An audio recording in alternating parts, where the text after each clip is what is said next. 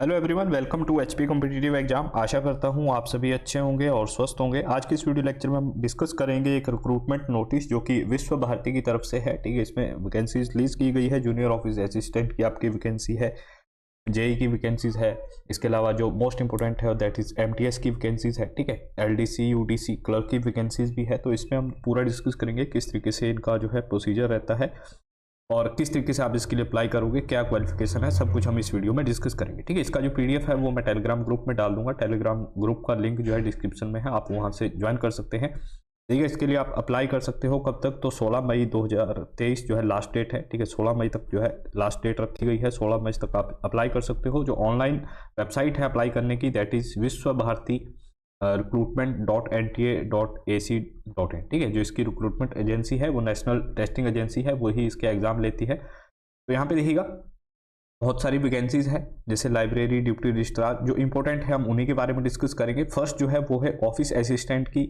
Upper division clerk जिसको हम बोलते हैं। ग्रुप सी की वैकेंसी है, लेवल 4 की ये जॉब है। इसमें टोटल नंबर ऑफ वैकेंसी जो है आपकी 29 है। और अनरिजर्व्ड की अगर हम बात करें, अनरिजर्व्ड कैटेगरी की यहाँ पे वैकेंसी कितनी है, 12 है। ठीक है, अनरिजर्व्ड कैटेगरी की जो है 12 वैकेंसी है। इसके अलावा ईडब्ल्यूएस की वैकेंसी 2 है, ओबीसी की जो है 6 है। ठीक है, इस तरीके से यहाँ पे बाइफरकेट इनको किया गया है। नेक्स्ट जो है वो है most important that is junior office assistant. ठीक है, जूनियर ऑफिस असिस्टेंट या फिर लोअर डिवीजन क्लर्क जिसको हम बोलते हैं।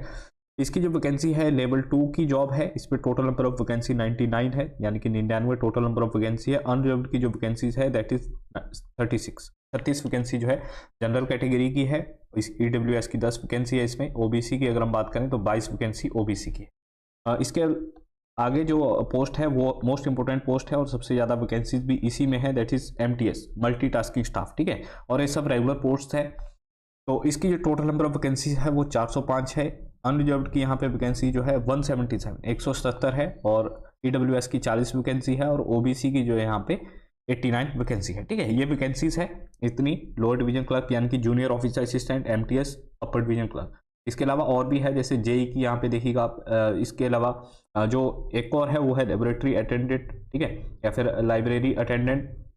एक लेबोरेटरी अटेंडेंट की वैकेंसीज है 45, लाइब्रेरी अटेंडेंट की है 30। ठीक है, तो अगर आप इनके लिए एलिजिबल है तो आप अप्लाई कर सकते हो। ठीक है, एलिजिबिलिटी क्राइटेरिया हम डिस्कस करेंगे। यहाँ पे देखिएगा, यहाँ पे स्केल दे रखा है। लेवल 4 की जो जॉब थी वो थी यूडीसी की, अपर डिवीजन क्लर्क की। उसका जो पे लेवल है इसमें सिर्फ ग्रेड पे का फर्क है, तो इसका ग्रेड पे जो है 2400 है।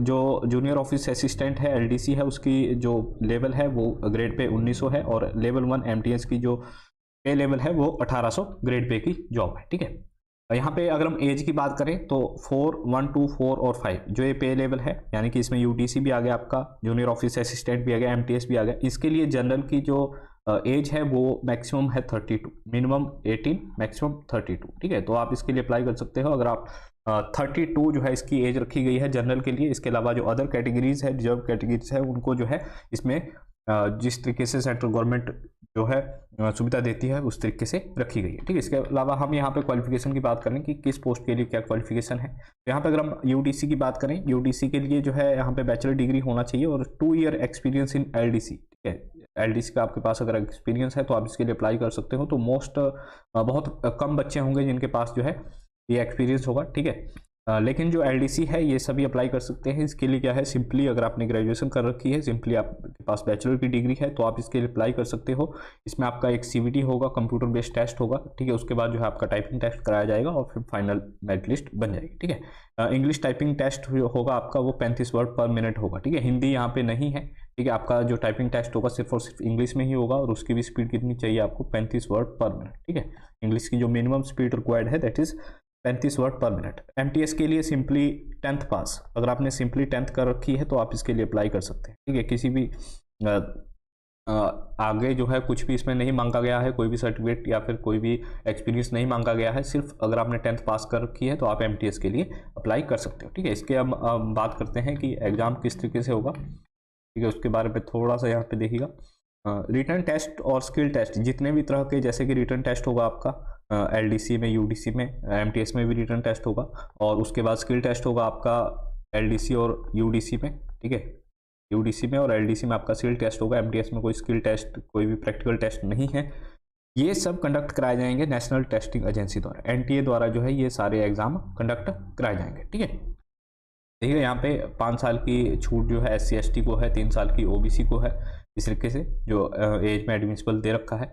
एग्जाम फीस की बात करें तो पोस्ट 4-5 जो लेवल है, ठीक है, 3-2 लेवल है, इनके लिए जो जनरल EWS और OBC की जो फीस है दैट इज़ 900। ठीक है, फीस मुझे पता है थोड़ी सी ज़्यादा है क्योंकि एक बच्चा जो है 2-3 फॉर्म भरता ही है, तो ये थोड़ी सी ज़्यादा है अनरिजर्व्ड EWS OBC के लिए। ठीक है, इसको कम करके 500 तक भी होती तो भी ठीक था, लेकिन क्या कर सकते हैं अब। ठीक है, तो जो है यहाँ पे अनरिजर्व्ड EWS और OBC की जो फीस है वो 900 है, SC/ST की यहाँ पे जो है 225 फीस है, और वुमेन एंड PWD की जो है यहाँ पे कोई भी फीस नहीं है। ठीक है, वुमेन कैंडिडेट की यहाँ पे कोई भी फीस नहीं रखी गई है, तो वुमेन कैंडिडेट के लिए इसमें फ़ायदा है।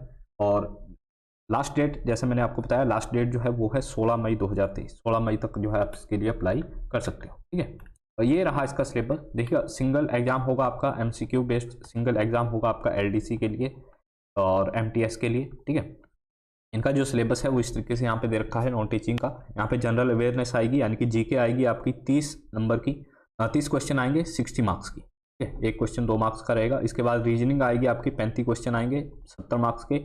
मैथ आएगा आपका, यानी कि मैथ की एबिलिटी आएगी, नॉर्मल रहेगा। ठीक है, और 70 मार्क्स का ये रहेगा आपका। इसके बाद या तो फिर इंग्लिश या फिर हिंदी। ठीक है, लैंग्वेज टेस्ट होगा, या फिर इंग्लिश या फिर हिंदी आपको चूज करना होगा।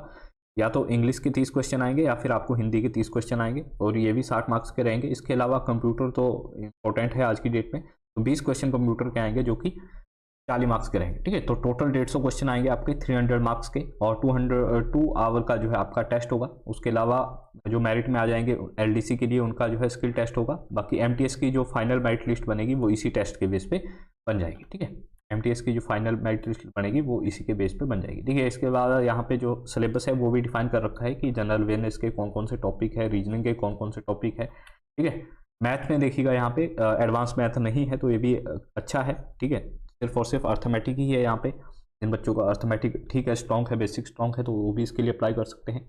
इंग्लिश और हिंदी में क्या आएगा, कंप्यूटर में क्या आएगा, वो भी यहाँ पे दे रखा है। ठीक है, इसके अलावा जो पेपर 2 होगा वो कुछ एक पोस्ट के लिए पेपर 2 भी होगा, जैसे सेक्शन ऑफिसर हो गया आपका, सीनियर सिस्टम एनालिस्ट हो गया, ठीक है, JE सिविल हो गया, AE का हो गया, तो इनके लिए जो है पेपर 2 भी होगा।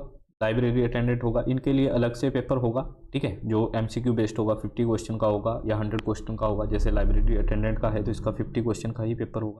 लेकिन अगर हम बात करें कुछ एक पोस्ट जैसे UDC LDC है, तो इनका लिए सिर्फ और सिर्फ क्या होगा, स्किल टेस्ट होगा पेपर के बाद, जो कि 35 वर्ड पर मिनट इन इंग्लिश। ठीक है, यहाँ पे हिंदी नहीं है और सिर्फ इंग्लिश में ही होगा। ठीक है, तो ये था एक इन्फॉर्मेशन वीडियो। ठीक है, अगर आपके कोई डाउट है इसमें और कुछ आपको इसके रिगार्डिंग कुछ पूछना है तो आप कमेंट कर सकते हैं। Thank you for watching us, have a good.